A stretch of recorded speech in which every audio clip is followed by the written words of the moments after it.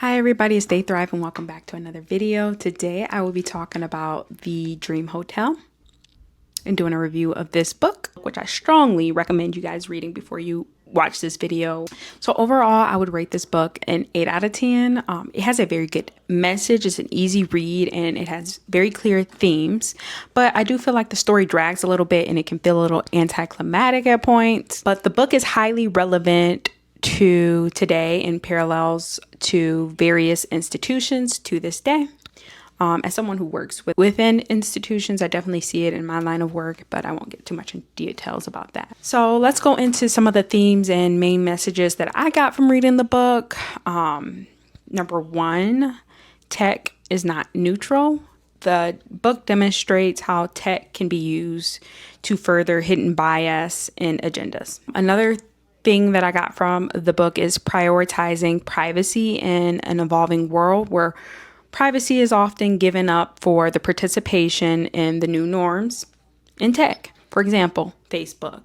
Pretty much any social media, a lot of privacy is given up. It's free, but as a result, a lot of privacy is given up. And oftentimes people don't really know all of the privacy details that they're given up by participating. Another thing that I got, the retention center where the main character Sarah is, supposedly isn't a jail or a prison, but essentially it does function as one because it dehumanizes, it punishes, it strips away freedom, it forces conformity, which served as an unintended reminder to me of the theoretical purpose of jails and prisons being used for rehabilitation and restorative justice, but in reality it's more so punishing, dehumanizing, stripping away freedom. This book also demonstrates how data and reality can be skewed to fit a specific narrative or confirm pre-existing beliefs. I think another big question that the book makes the reader think about is what makes an individual good? Is it conformity? Is it their thoughts? Is it their actions? Oftentimes conformity and obedience is viewed as good. Those who don't conform or don't cooperate are viewed as problematic. I think this is seen oftentimes, especially in institutions, especially like police interactions.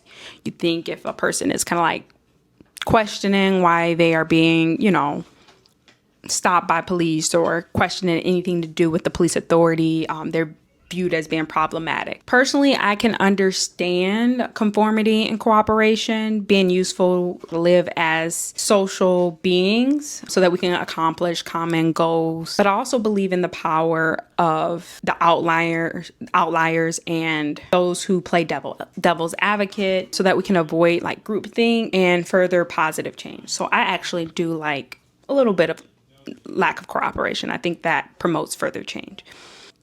And the question of if people are good based off of thoughts or based off of actions, I think the book is trying to say it's a blend of both because as you can tell from the title, Dream Hotel, dreams more about a person's thoughts, less about the actual actions. The retention center or the attendants argue that Sarah is a risk because of her thoughts and her dreams being considered high risk. But I think it's a combination of both thoughts and actions. And I think that is clearly pointed out in the book. If you read through it, I won't go through every example, but I think that's what the author's trying to say. I think this book also demonstrates or points out the hypocrisy of perfect conduct.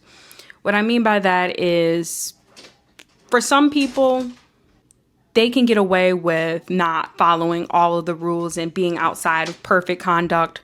But for other people, especially if they are like minorities or of disadvantage or just certain people, they are not allowed to break outside of that perfect conduct or else it'll be tallied against them in a way that other people don't have it tallied against them. And lastly, I think the author, going back to conformity, the author strongly feels that being docile and conforming gets people nowhere.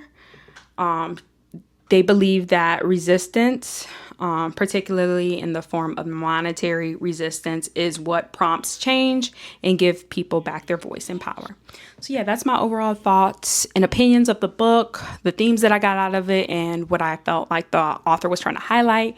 Let me know if you guys read the book, what your thoughts are of the book, what are some main takeaways, and how does this book compare to other books that you guys read? Thank you guys for watching. Bye.